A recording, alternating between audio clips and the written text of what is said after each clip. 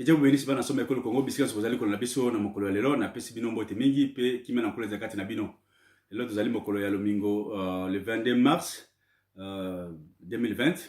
Yango toye ko sala émission lelo pe ko pesa bino oyo tolengele pour la bino lelo.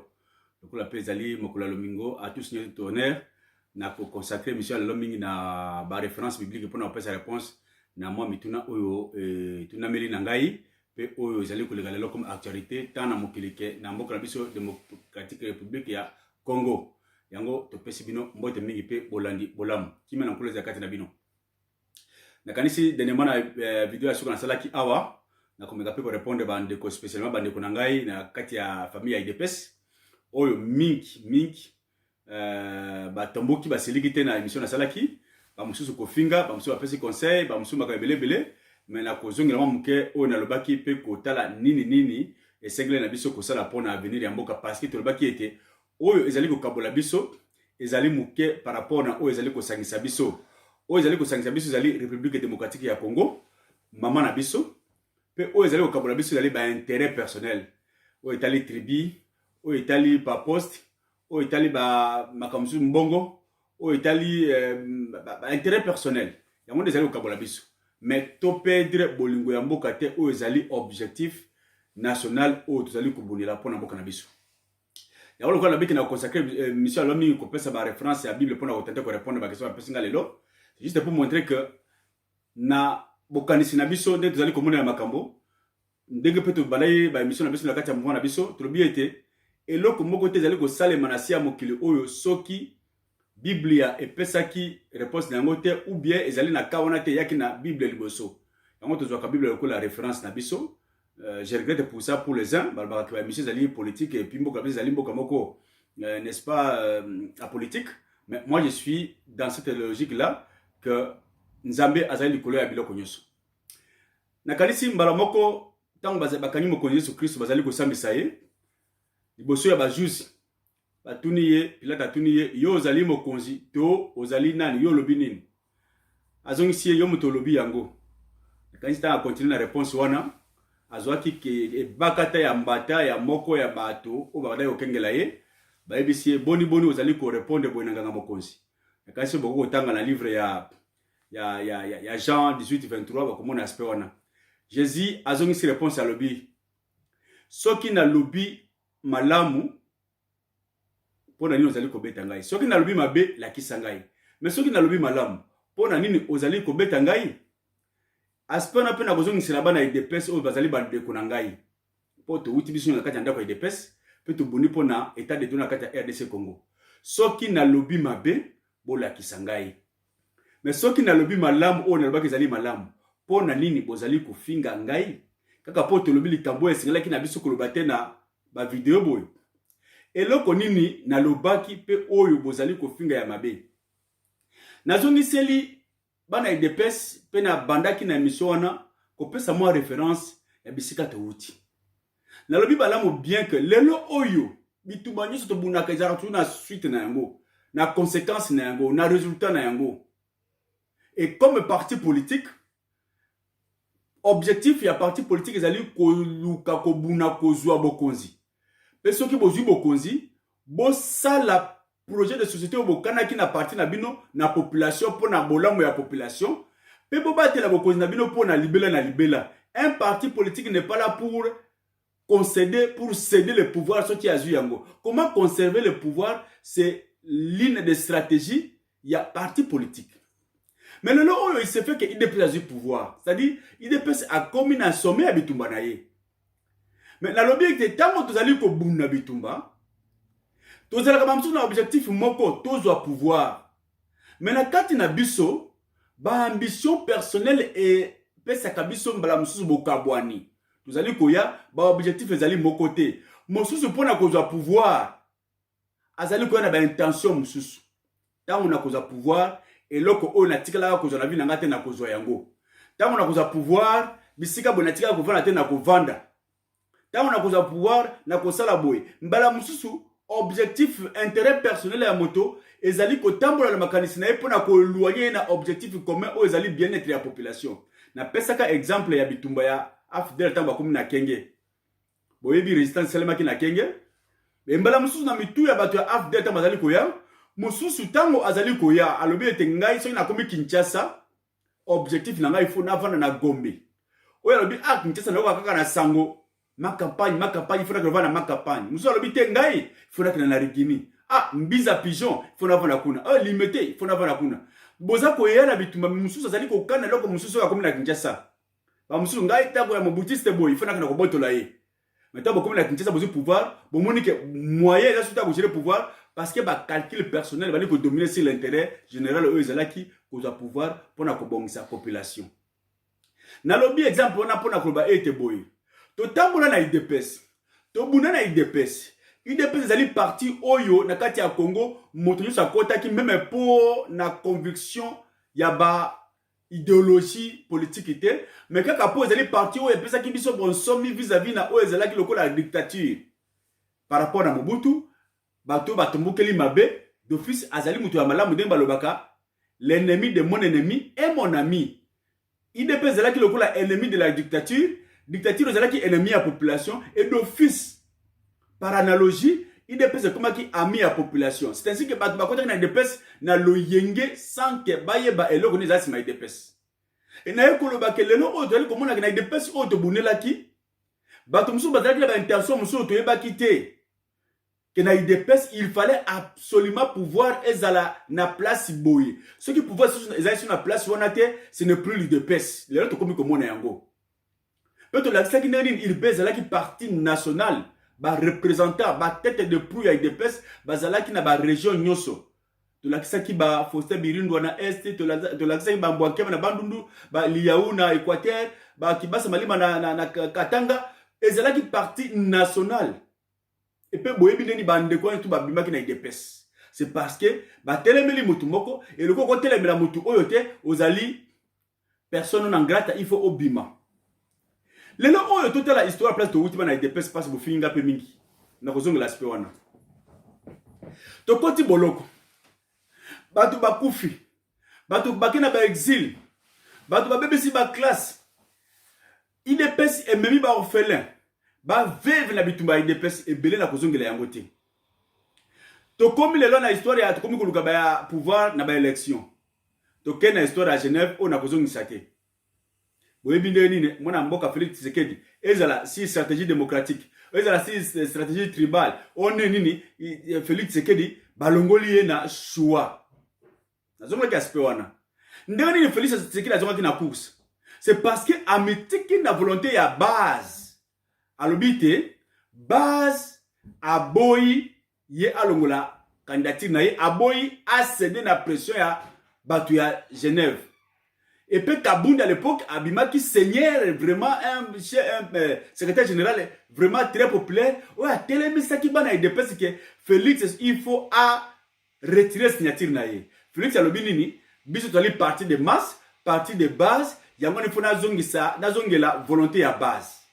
L'histoire na koyebi sabinote boyebi de na zongi à cause ya base. Félix ba stratégie na ba général asali a comme le président de la République. Félix base et ebisi que to même base on a dit que to boy kata deal na FCC. Félix a lobité mariage na FCC na kokate yango te. Alliance na ngai na ipote kanambe na koboya yango te. Base même base on a dit que to boy alliance yona Vital Kamerhe kata yango. Alors bité ngana Vital Kamerhe libale wuti musika to leki na Kenya to wuti musika grâce na ede la komi awa na kotika te. Alors base wana to yokana bien. Base ezali malamu soki ezali ko sala affaire ya Tshisekedi.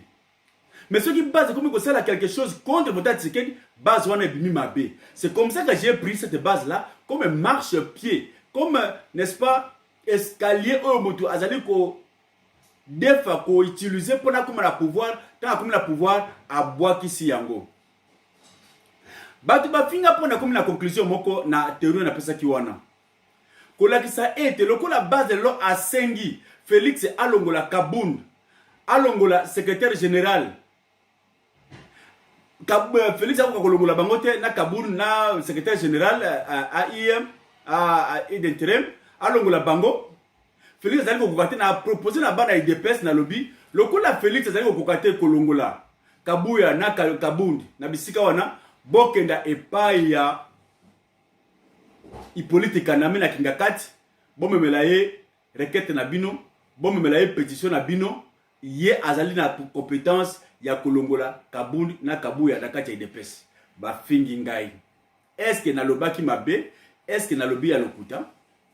Bana ensemble ekolo Congo, bana IDPS spécialement. Tango bino moko na ba leader na bino de masse bazali koloba ete lelo oyo to sengeli na Lambert Mbende azonga IDPS bazali ko réclamer Lambert Mbende azonga na place ya Joline Makelele. Boyebi yango pe bozali kolanda yango. Qui est Lambert Mbende? Lambert Mbende azali mona ya Kabila te? Ce n'est pas l'enfant de FCC? Pourquoi on réclame Lambert Mbende? C'est parce que azali allié na kati ya deal cash FCC. Et par conséquent, à côté de la deal, azali mutu, azali ko négocier, azali partenaire. Lambert Mbende est partenaire de l'IDPS. Voilà pourquoi, si Jolino Makelele, azali mutu ya INC, proche na Félix na ndege ya cash, ceux qui azali ko kamakamote, donc na même ko defa aller na biso mususu azali, n'est-ce pas, Lambert Mbende, azonga à cause de l'expérience na ye. Ça, ce n'est pas moi, bino moko bana IDPS na ba leader na bino ya balabala. Qu'est-ce que cela veut dire? C'est clair que certains problèmes na kati ya coalition et où la solution n'a pas lié na biso na kati ya coalition. Mais où est le problème? Ceux qui peuvent Kabila ko la solution na problème na kati ya IDPS. Est-ce un péché? Tout le monde yango, j'ai donné cet exemple là la famille. Okomona ke yomoko mokolo mwana. Mokolo mwasi, papa ozu problème, bana ba kimio ba kepa ya papa kulutu, ba kepa ya tata mwasi pour qu'il aille couper la solution na problème ndako. Papa Koutou peut aller à s'imposer, à passer solution, place na yo papa pour la likambo ya mwana. Et ça les makate?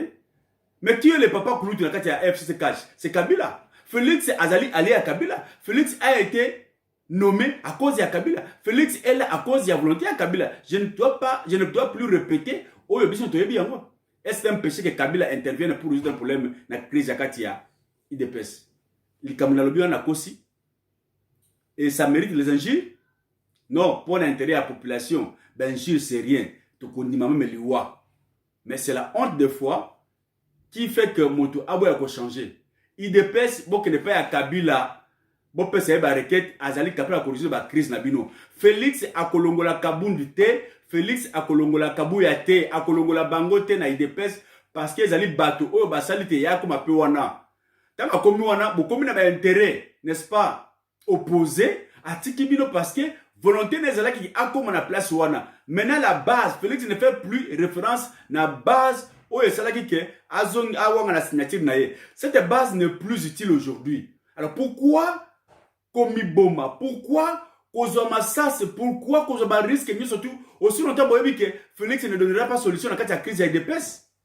Parce que bon, si base illégalité c'est illégalité, il n'est pas nous aller diriger le long. Parti où peut-être que c'est vraiment que les alliés partis, il y a état de droit, respect au texte. Félix qui était président, il y a IDPS, qui ne le plus passer comme chef de l'État, qui devrait en principe démissionner officiellement à IDPS. Et en démissionnant, IDPS n'a statut na biso, balobi qu'il faut organiser les élections pendant les 30 jours après démission à président, pour des raisons peut-être à l'IWA, ou des raisons et accession à pouvoir national. IDPS, il faut, à la président, intérim, il y a organisé les élections pendant 30 jours. 30 jours, puis les autres, vous allez là pour Nakabundi. Félix a nommé Kabundi comme président intérim à IDPS. Et c'est le parti politique na IDPS. Et ali bongote na kati ya parti politique. Que y Kabundi peut la tourner à économie ou à secrétaire général intérim. Ça ne se fait pas. C'est violation, c'est violation. Et violation ils allaient pour la nini. Ils allaient pour na protéger mutumo comme Félix na kati IDPS. En fait, ce que l'on bien yindi, alors le président, sous président IDPS. Alors, il faut que dans l'université pour comprendre que nous allons combattre pour l'intérêt à Batou. Si on veut Batou pour pas cala. Dans le Congo, la vérité restera la vérité. Dans l'IDPS, nous sommes tous ensemble pour la même cause, Otobengi, bien-être du peuple congolais. Mais tout le monde a bêté. L'IDPS, ce n'est pas Félix. L'IDPS, ce n'est pas la famille Tshisekedi. L'IDPS, c'est le peuple congolais. Oyo Bandingi, réellement changement. Si l'IDPS, c'est la couleur familiale, et bien cette IDPS n'a plus de sens. Voilà pourquoi bato pe bayebi la valeur ya mboka batiki batelemi Félix. Ce n'est pas parce qu'on n'aime pas Félix, mais parce que ce que Félix fait, c'est contre les principes et les valeurs de base il y a IDPS. Et ça, c'est la vérité. Donc, Kofinga n'est pas une solution, mais la vérité est que la crise au sein des IDPS, il est là, Moto a la solution. La personne la mieux placée, c'est Hippolyte Kanambe, qui est le père politique de Félix Tshisekedi, qui est le père politique, il y a deal. Il y a une solution dans tout ce qui se passe dans la maison à deal, notamment INC, IDPS, PPRD, tous ces partis-là, chef Nabango, c'est Hippolyte Kanambe. Donc, je reprends encore aujourd'hui, s'il y a une crise au sein des IDPS, allez voir Hippolyte Kanambe, il sera à mesure de proposer une solution. Et ça, c'est la vérité. Je suis fier de ça. Peu importe les GG. Bato ba pesinga na meka commenter sur ozali kolega na mokili. Coronavirus et tomboki na mokili mobimba de partout et le RDC a enregistré le premier cas de décès na ye. To koloba ndenge nini qu'est-ce qu'il faut président usurpateur Tshilombo a pesi ordre que pendant 4 semaines, 1 mois, bato ba vana ndako pas de sortie pas d'entrée, bo vana bo éviter ba milieu public. La circulation va passer par ordre monitor ko pesa na eloko wana na kanisi dossier à coronavirus c'est dossier munene on peut faire ça toute une émission mais on va survoler pour na pesa vraiment résumer et solution na biso et comme je l'ai promis na début émission nanga je veux rester sur l'aspect spirituel na eloko wana coronavirus na kanisi la sagesse nous apprend que s'il y a un problème qui se pose dans la société dans la famille de partout, avant de tenter, il y a résoudre le problème, il faut que ça l'effort qu'il y ait une source. On ne peut pas tenter à résoudre le problème parce que le problème est bimi, il faut que la source. La source c'est quoi? Je ne suis pas ici pour montrer ou démontrer que le coronavirus, et bandaki na poko, et bandaki na nyao, et bandaki na koba, et bandaki na moselekete. Non, ce n'est pas mon problème aujourd'hui. Mon problème c'est que nala kisake, la source il y a ma c'est là où je vais revenir. Parce que le coronavirus, c'est-à-dire que si on parle aujourd'hui, coronavirus, c'est comme le niveau, c'est parce qu'il a touché Mundele. Ebola, Ebola, Ebomi, en Afrique, Congo, Sierra Leone, c'est plus que les corona. Mais quand le corona, le sali, tolé mondial, c'est parce qu'il a touché Mundele. Et touché l'intouchable. C'est ça. Ebola, coronavirus, le Bekoya, X, Y, ça sont les petits problèmes. On a dit qu'il faut que tu as la source. La source c'est quoi? La source c'est que nous avons deux forces. Qu'on le veuille ou pas, une force du bien et une force du mal. Peu importe, mais c'est ce que moi je crois. Il y a un auteur du bien, il y a un auteur du mal. Et acceptons cet aspect avant d'aller comme la première RDC spécialement que le virus wana ezali punition en Zambie. C'est-à-dire Dieu c'est le père du bien et le père du mal c'est l'ennemi. Le cas d'Ampemba. Supposons que Nzambe yemoko azali auteur ya eloko wana. Supposons ça.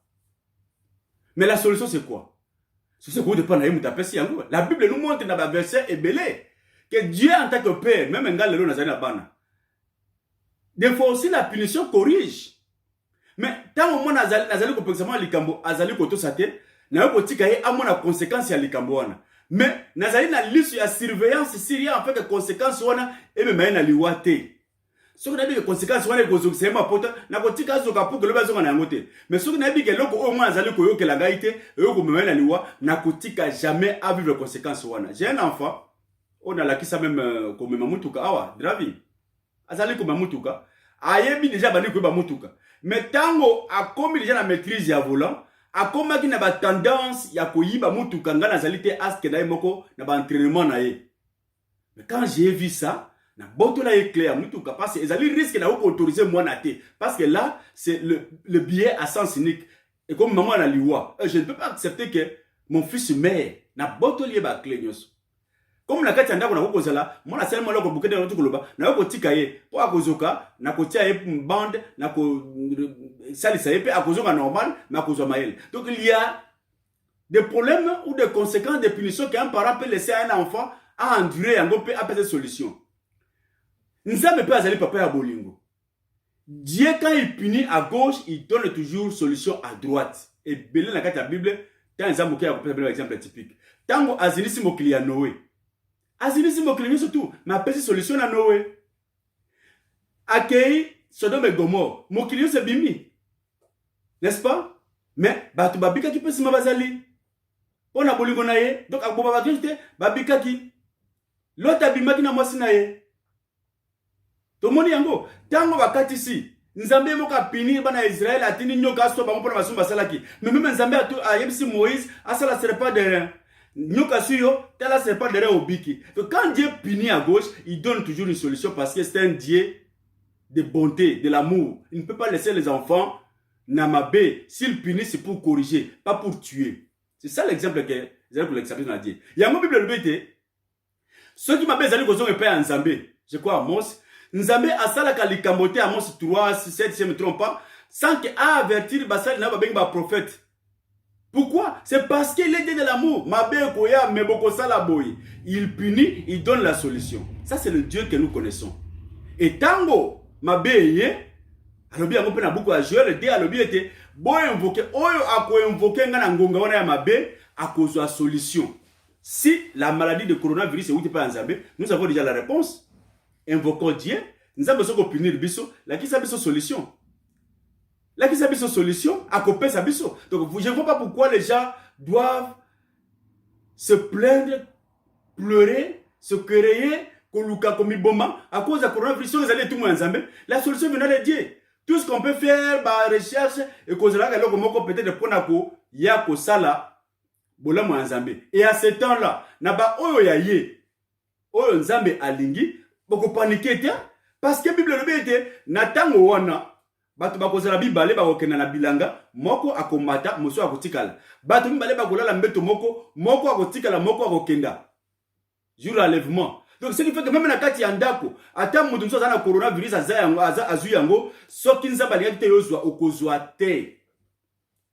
je ne dis pas ici que Botika, précaution, pesi, solution pour éviter la maladie, il faut que ça les yango. Mais, ce qui est la maladie, parce que, ezali et tout le monde en Zambé, peut ayebi ba oyo apesi tout le monde. Nzambe apesa que tout le monde na bateau bazali ko salela été. Apesa que tout le monde na bateau bazali ko boya nzela na ye. Mais ba bazali ko salela ye, apesa bango tout moté. Parce que zali Nzambe ya bolingo peut fidèle na ba promesse na ye. Donc à tous les chrétiens du monde, à tous ceux qui croient na existence Nzambe, il n'y a pas à s'inquiéter, il n'y a pas à se piquer, n'est-ce pas, les cheveux na mitu na bino, il n'y a pas à perdre la conscience, l'équilibre physique. Rentrer chez Dieu, l'auteur de cette maladie. Ça, c'est la réponse à Wapesa Batouana. Verset allés dans la Bible. Je ne suis pas venu ici pour respecter la Bible. Beaucoup de temps, dans Psaume 91, 91. On dit que même la temps où on a azali capable de continuer à banzelou naye, balongo la bino na libanga na libaku la libanga. Dieu est capable. Donc, la solution, si ça vient de Dieu, Dieu lui-même a la solution de ces problèmes-là. Mais supposons que vous n'êtes pas à Munguna. Parce que la Bible dit que vers la fin, la colère de l'ennemi est comme matakoleka.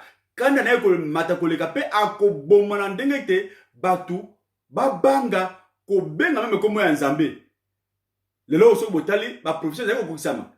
Tout le ba bien le lo. Quel est le nom le plus cité là mokile lo? C'est coronavirus. Et comme il est plus populaire que le nom de Jésus-Christ.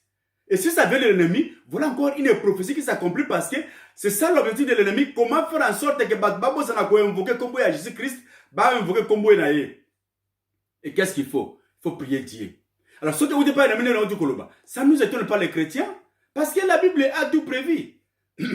N'est-ce pas? Jean 10, c'est le but. Il ne vient que pour tuer, détruire et dérober. C'est sa mission. Et tant que Koboma, où est le problème? Il n'y a pas à s'inquiéter. Il n'y a pas à s'inquiéter dans Zali Koboma. Et la solution c'est quoi? Zongela Nzambe. Bokulim Sangai. Rentrez chez Dieu. Zongela parce que n'est pas quand on Koloba, ata azali Koboma, ayebi limite naye. Satan connaît sa limite. Ayebi limite naye pas ayebi que place nangaite l'expérience, l'exemple ya bana Israël en Égypte, ezali moko ya exemple local pour na kulakisa ke azana limite.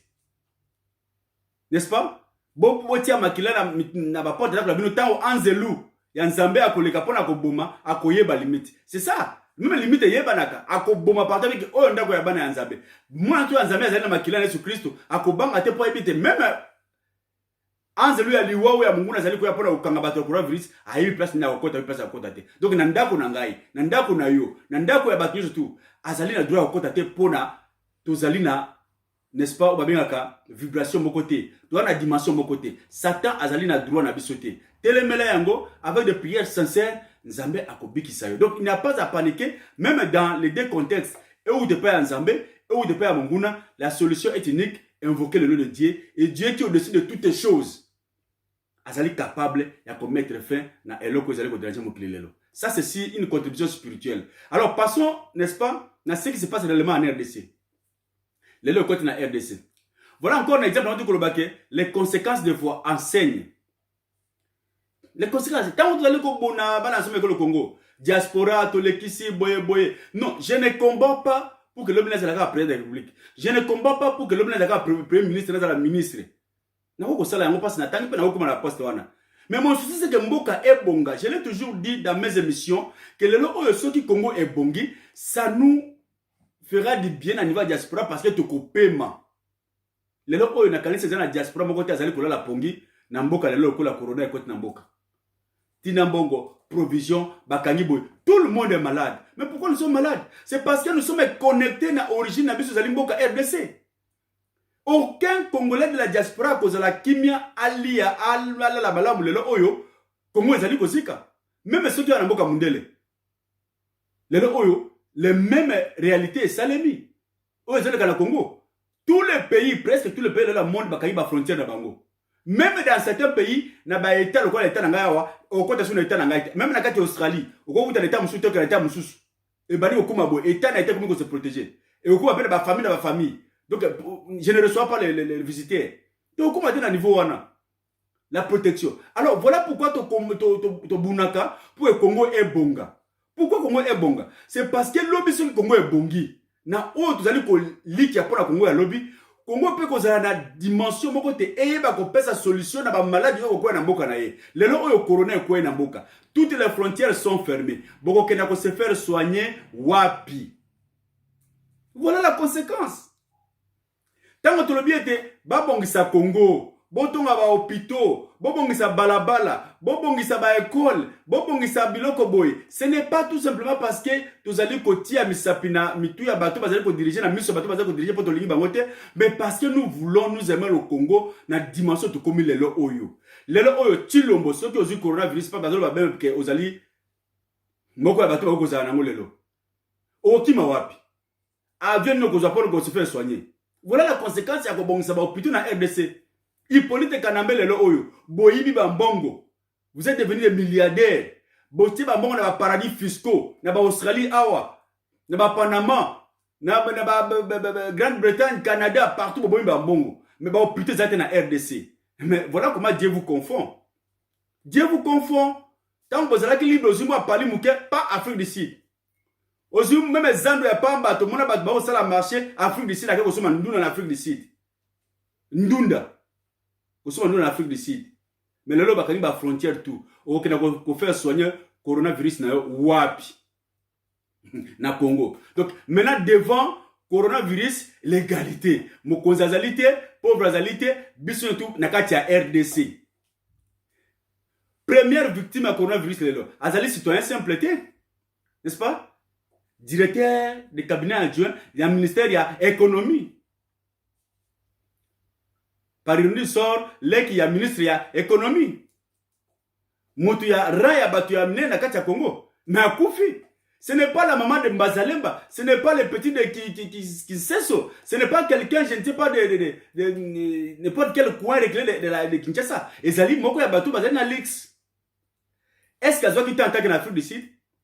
Dans ma condition normale, tant que belle maladie, il y a quelqu'un Afrique du Sud. Europe, mais toutes les frontières sont fermées.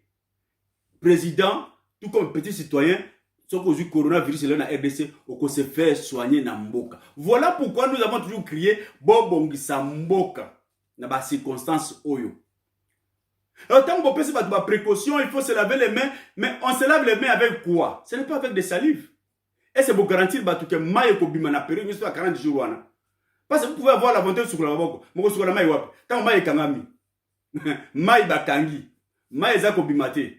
Parce que tant maï e bimaka et pas la bise bimite et pas ba voisin kei et bimi pardon na ko cause pas ba voisin. Mais le c'est pour que moto na ndako na ye. Yo ko sur la boko na na nini. Okozwa maï wapi.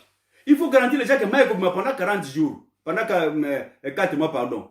Il faut garantir aux gens que courant est causal pour que même bao bazali ba moi ba Thomson ba ba tina frigo au katanate. Il faut garantir aux gens. Voilà pourquoi Mundele awa dès que vous allez pas mboka Mundele, l'homme blanc ne vit pas pour aujourd'hui. L'homme blanc vit pour demain. Aujourd'hui, il a déjà la réponse, mais il se bat pour demain.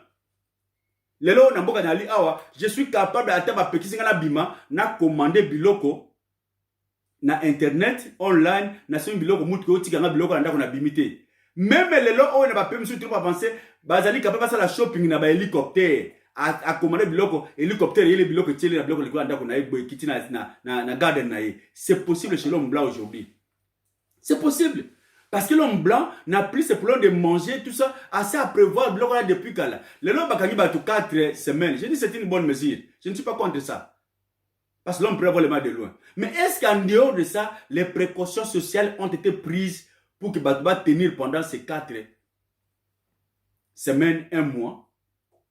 Les précautions ont été prises. Tant que le gouvernement a débloqué $1,800,000 pour contenir le coronavirus na bateau to kozala atteindre la maladie wana pour supporter bango ba centres médicaux. 1,800,000. Bon, le lot est comme à l'intérieur, toujours la ville de Kinshasa. La ville de Kinshasa, là, ils ont plus de 10 millions de population. On a maintenant moins de 50 cas. Le gouvernement a débloqué $1,800,000 pour la Batouana. Quand on crie, bon, que vous allez ma bomba, vous allez commencer à tina. Est-ce que vous trouvez ça normal? Alors que pour une simple petite fête, il y a soi-disant alternance. Le gouvernement a débloqué $6 millions au Bangaba station télé la bangote. $6 millions pour la fêter alternance. 6 millions. Pour la construire la saut de moutons, plus de 17 millions et pour construire la maison préfabriquée, 57 millions de détournements qui se font de 5-10 millions. Vital les caméras champions à Bilokona à Ebiango. 5-10 millions, 15-20 millions. Pour la makamezangatina. Mais pour donner la vie de tout un peuple, 1,800,000. Et là, la condition hygiénique, ils allaient bien être dans la RDC, mais 1,800,000 seulement. Tout le monde a hôpital Kamoko, centenaire. Est-ce que vous trouvez ça normal? À vous, la population de juger. Qu'est-ce que je propose? Parce que des fois, vous ne proposez pas. Parce que j'ai ma famille au Congo. J'ai ma belle famille au Congo. J'ai mes amis au Congo. Tu dois faire une proposition. Qu'est-ce que je propose? Voilà ma proposition.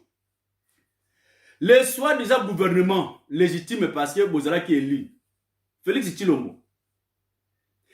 Puisque le lot où dans le centre où ils allaient malade, les gens ont na RDC le lot, c'est-à-dire à Kinshasa, peut-être les grandes villes de Lubumbashi, je ne sais pas. À l'intérieur, nous supposons que le malade prenez toutes les précautions. Bozouaba, moyens de déplacement colossaux. O etali ba avion militaire, ba bateau, bokenda ko somba ba biloko na intérieur. Masango ezali ko pola mingi na bana ikula Nkundo na Oshwe.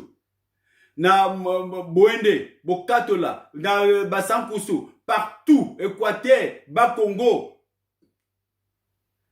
Na Kananga, Katanga, partout masangu biloko losongu bezali ko pola na intérieur.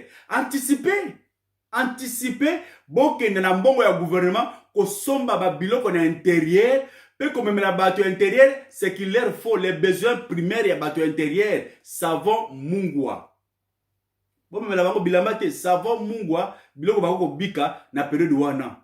Bo stopper circulation, bozo biloko wana nyoso wana fufu, masangu, loso.